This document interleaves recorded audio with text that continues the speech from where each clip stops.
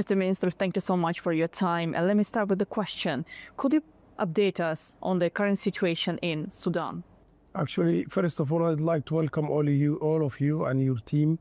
And we are so happy when we see international media bodies come to Sudan and visit to find out what has happened in the war. And actually, the problem is there is a lack of media coverage since the war started. So I'm very glad that you are visiting Sudan and witness by your own eyes what happened from the RSF, the rebel militia, which has committed a lot of atrocities, killing a lot of women and kids, elderly people, committing a genocide in Darfur region. And in fact, this war is being planned and prepared before the 15th of April 2023. If you follow the political disputes before the war starts, it shows clearly that there is a huge preparation happened behind the scene from some countries in the region and international interference into a regional, internal politics. They want to implement a project that will hijack the whole country and replace the people demographically by bringing people from other countries to be permanent resident in Sudan. This is the real issue, which is not a lot of media platforms or institutes cover this particular part. That's why I'm focusing on this. But in terms of development happened after, so lucky enough that our army is now controlling a huge area, which is pushing the RSF back to the western region. And the fact that the best signal of this war is all Sudanese people, they came together because they know how dangerous is this war for them, because it is not coming just to do a military coup. In fact, it's coming to wipe out the whole citizen and the nation and to be displaced, as you can witness right now. But nowadays, after 2 years, thanks God, we did very well, in fact.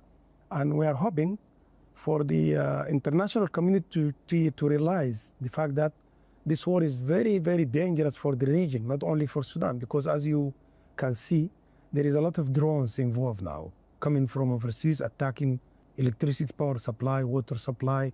And this also can give a signal that the war is not really for implementing democracy and freedom, and it was really planned to destroy the country and damage all the infrastructure. That's also another side of the war. So we as a government, we were very closely with our people will, and we believe that we can defeat them, and we are doing very well for the time being, because as you can see, you just came back from Khartoum. Khartoum is fully liberated. Khartoum region, Jazeera region also is liberated fully. So it is just a matter of time for us to finish it, inshallah. So, Mr. Minister, you said about the changes on the battlefield, and the full liberation of Khartoum indeed changed a lot. Therefore, could you please tell us a bit more about strategic importance of the city? Historically, Khartoum is a very important city for the Sudanese people for the entire life, to be honest, because it was the capital of Sudan for quite a long time. And let's say we talk about the presidential palace, for example, as a symbol of independence, and all these governments, they run the country from that palace.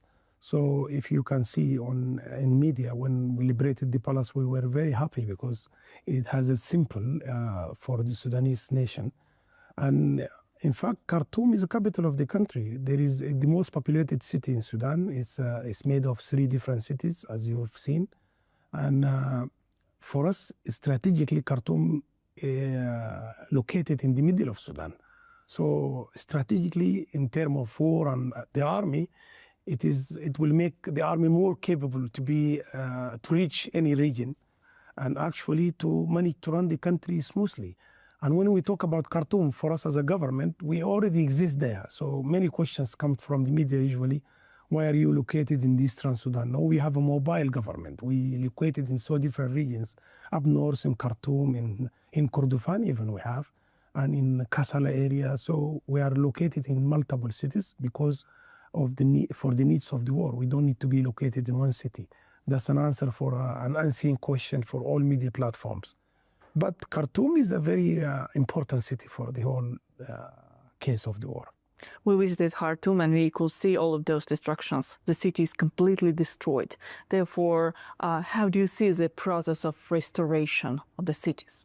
In fact, we can retrieve back, or we can build up the Khartoum in a very short period of time. Our economy is a very strong economy. We have a lot of different resources.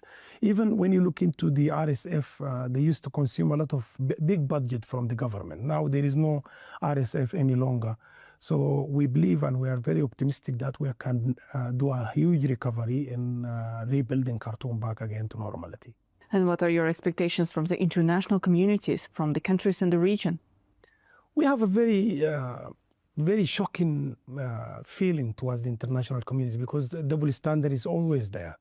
So, for instance, nowadays the headline is the chemical weapon, which is a lie. You've been to Khartoum, and I'm sure you never witnessed nothing related to using chemical weapon on the war. So we. On the other hand, we captured a lot of weapons from big countries like USA now. This headline coming up in this last 24 hours, there is a lot of involvement for the Americans' weapons in the hands of the RSF, which has helped them a lot to commit a lot of atrocities, big atrocities, genocide, displacing people. All this happened with Western countries' weapons, which is very dangerous. We've been raising this point, but as you know, we had a fight, and we fight for our goals, and we believe there is still some countries that can help us. I cannot say the whole international community is doing double standard. We know those countries doing this, but we know why, because they are part of this war with what they call the framework agreement, which is prepared to take power and to make Hemeti and his armed forces part of the country for 20 years to come. So they are one of the designers. They want to hide what they did before, and we believe their position is not very clear. Not for us, even for the ordinary Sudanese people. They know that the Western countries is still taking a very bad position in terms of defending the freedom of people and democracy. It is all slagos. It doesn't exist in practice. So they still consider as a new form of neocolonialism in the 21st century? Of course, yes. But as you can read the Sudanese history, we are not easy to surrender. Even if you look into the fact of this war, if it happens in any other country, it might be gone. But now we are here existing. So RSF was part of the government before the war started, and they have all the weapon needed for this war. They are well prepared, as I mentioned earlier, but still we defeated them now. If I'm not mistaken, once there was news that some French weapons were discovered on the area controlled previously by the rebels. We found weapons from all Western countries, and we raised that in media, and we wrote to them. We got in touch with many countries involved by supplying weapons to the RSF, directly or indirectly. That's not the issue. The issue is there is an international agreement which is called end user certificate, and they're not abided by this. Even UAE is a huge involvement in this war, sending a lot of weapons, trains, cargo trains, since the war started, and all these weapons are Western. Even recently we have some other countries involved, but we address them, and they're working with us in a sufficient way to stop the flow of the weapons to the RSF. Just recently, Port Sudan was also attacked by drones. How is the situation now? How the city is secured? The city is very secure. They took us by surprise on the first day, on 4th of May. But now we are very well prepared with anti-drones capabilities. But Port Sudan is a safe city, as you can see now. We're talking from Port Sudan, and it's a lovely city. You can move around and witness by your own eyes that is getting better than the plan. Actually, the plan to attack Port Sudan by drones it has different interests, but we managed to spoil the whole idea. Well, Mr. Minister, thank you so much for your time, and we wish luck, prosperity, and peace for Sudanese people. Thank you for your visit, and our hope that people like you guys and your TV will convey the real problem in Sudan, and you are more than welcome to visit Sudan anytime. We are very open to have all the media visiting Sudan. Speaking to you as a culture and information minister, Last month in April, we have more than 35 delegates coming from international media bodies. So we are so open, we have nothing to hide. We believe in democracy, we believe in freedom, but we are in a critical situation, and we want from the international community everywhere to help us, because our people are in need for international communities to understand the truth about this war, which is a war against humanity and against freedom, against democracy. No one can talk about democracy with someone like Hemeti who doesn't know how to write his name. Thank you very much. Thank you.